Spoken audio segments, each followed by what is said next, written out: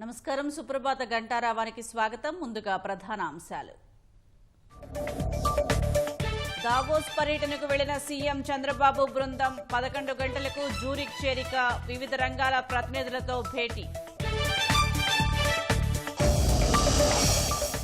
కేంద్ర ప్రాయోజిత పథకాల్లో అధిక నిధుల సాధనకు ఏపీ కసరత్తు. 2025-26లో రాష్ట్ర వాటాతో 24,000 కోట్లు ఖర్చు చేసేలా ప్రణాళిక. శ్రీవాణి ట్రస్ట్ నిధులతో 5,000 ఆలయాల నిర్మాణానికి శ్రీకారం. ఎస్సీ, ఎస్టీ, బీసీల ఆవాస ప్రాంతాల్లో చేపట్టనున్న టీటీడీ. జార్ఖండ్లో పెళ్లి బస్సు బోల్తాపడి 9 మంది మృతి, గాయపడిన వారిలో 32 మంది పరిస్థితి విషమ.